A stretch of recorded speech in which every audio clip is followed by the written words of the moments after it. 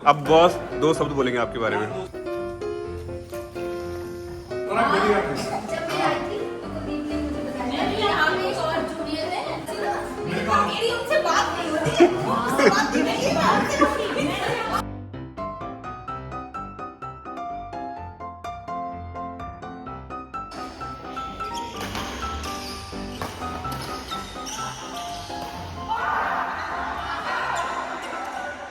Hello friends, very good morning. I hope आप सब लोग बढ़िया होंगे, मस्त होंगे, स्वस्थ होंगे, ज़बरदस्त होंगे। और हम लोग भी बढ़िया हैं, मस्त हैं, स्वस्थ हैं।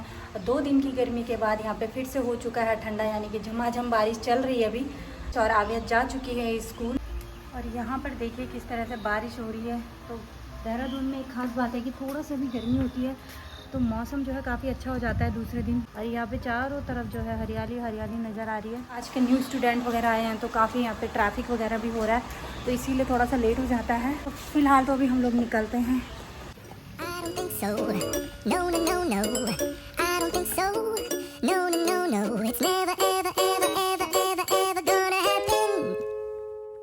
नमस्कार जी, सुप्रभात। तो निकल चुके हम हर रोज की तरह मिशन पे।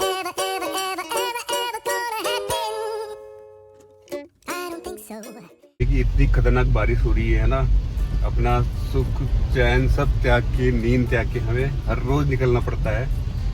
पैदल ही जा रहे हैं हम कहीं हाँ, से, हम गाड़ी में हर रोज एक नए मिशन पे, हर रोज एक नई उम्मीद के साथ। सोनिया दिख रही, ये सोनिया दिख रही।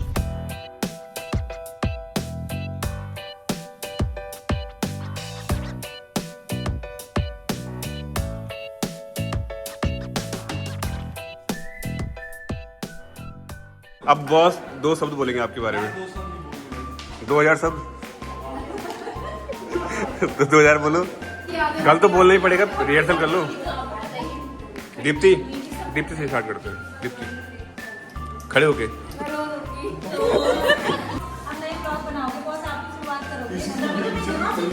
ऐसे करो बॉस, मैं बताता हूँ। सृष्टि से स्टार्ट करवाते, सृष्टि को रोना नहीं आता। बॉस के बारे में दो शब्द बोले। अरे जब मैं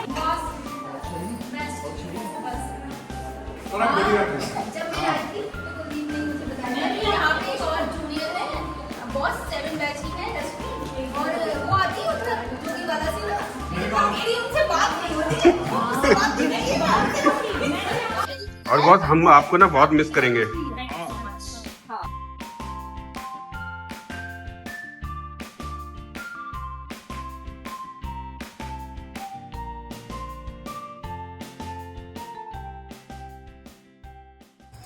तो हम लोग थे अंदर, अभी आराम कर रहे थे। तो थोड़ी देर में मैंने देखा कि आविया अपने दोस्तों के साथ ऊपर रूम में नहीं है, तो हम लोग बाहर आए देखने। तो आविया यहाँ कर रही थी खूब सारी मस्ती, और आविया को देख के मुझे अपना बचपन याद आ गया।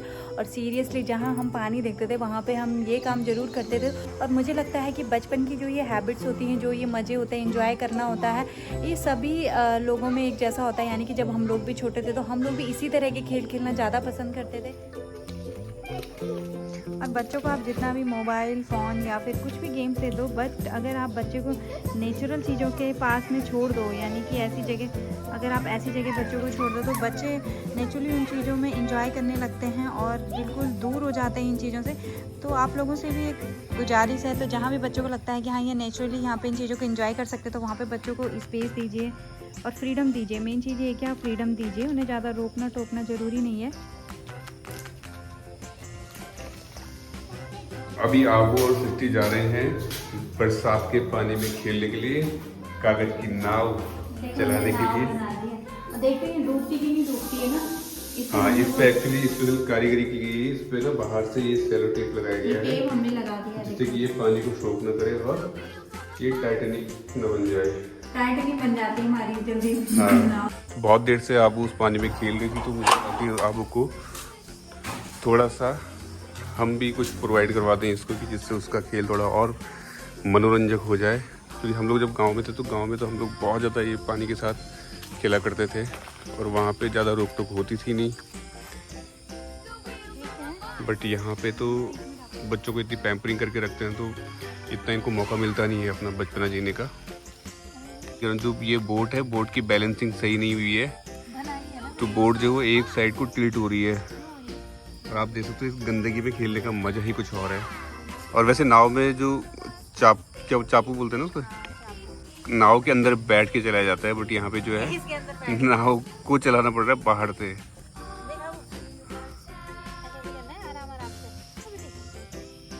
वो थोड़ा नीचे से और फ्लैट होना चाहिए था। चलो भाई दोबारा से नाव को पानी में उतारा गया है। अब देखते हैं ये कितना सक्सेसफुल होता है।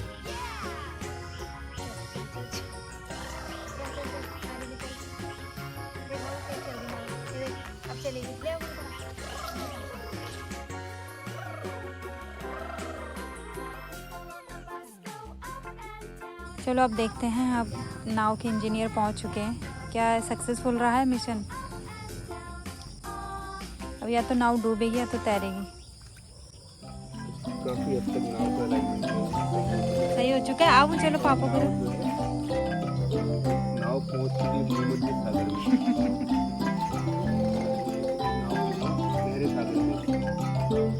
ये 20 साल में लेके जाऊंगा।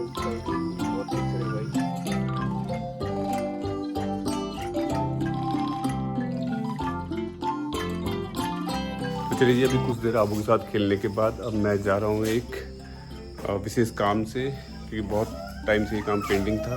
और अगर ये हो काम हो जाता तो फिर मुझे लगता है कि मेरा एक बहुत लंबे समय से अटका हुआ जो एक प्लान था वो प्लान कंप्लीट हो जाएगा, है ना। वो चीज़ें मेरी हो जाएंगी और ये मेरे लिए बहुत ही ज़रूरी है। तो अभी पहले मैं वहाँ जाता हूँ, देखता हूँ काम होता है नहीं होता है। मैं अपने जिस काम से जा रहा था, मुझे मालूम पड़ा कि मेरी जेब में सृष्टि का फ़ोन भी आ गया है। तो घर पे इन लोगों के पास कुछ था नहीं, तो मुझे आधे रास्ते से फिर वापस आना पड़ा। और अब सृष्टि का फ़ोन सृष्टि को लौटा के फिर वापस जा पाऊँगा। तो बेसिकली ये वाली दिक्कत मेरे साथ थोड़ा रहती है। मैं जब किसी काम में लगता हूँ तो मैं ये छोटी छोटी चीज़ें भूल जाता हूँ। और ये देखो, ये है नंदी महाराज।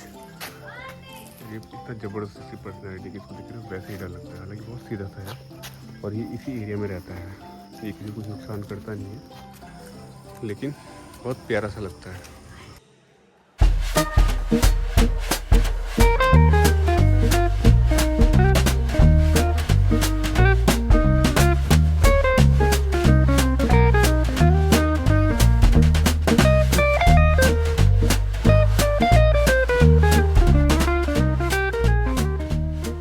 तो भाई अभी मैं आया था यहाँ पर, पास में ही एक बैडमिंटन एकेडमी है। तो मैं बेसिकली बैडमिंटन एकेडमी को ज्वाइन करने के लिए यहाँ पे आया था।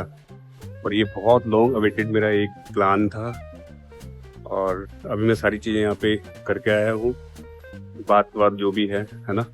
तो होपफुली कल से मैं यहाँ पे ज्वाइन करूँगा, क्योंकि क्या है ना कि बहुत समय से पहले जब हम लोग कॉलेज टाइम में थे तो बहुत ज़्यादा स्पोर्ट खेला करते थे, लेकिन जब से कॉलेज से बाहर निकले हैं तो सारा स्पोर्ट्स वगैरह सब खत्म हो गया। लाइफ की जो भी भाग दौड़ है उस सब में ना अपनी हेल्थ का कुछ ध्यान रख नहीं पाए। और जिम का मुझे उतना शौक है नहीं, क्योंकि मैं कभी भी जिम को थोड़ा सस्टेन कर नहीं पाया हूँ। कंटिन्यूटी जिम में मैं रख नहीं पाता हूँ। उससे बढ़िया मुझे लगता है योगा या स्पोर्ट्स खेल लो कोई। और स्पोर्ट्स में मुझे बैडमिंटन बहुत अच्छा लगता है, क्योंकि बैडमिंटन में जो है पूरी ही बॉडी आपकी एक्टिव रहती है।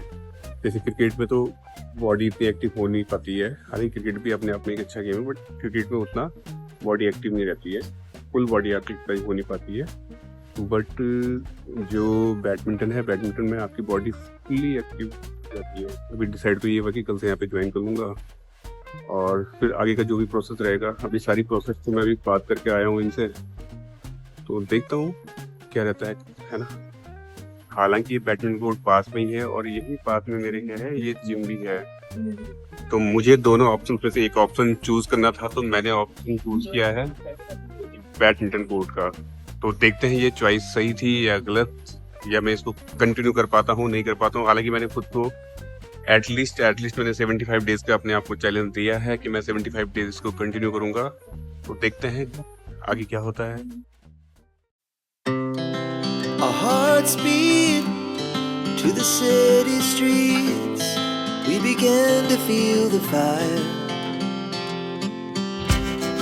We rise like tall buildings as the chemicals they take us higher.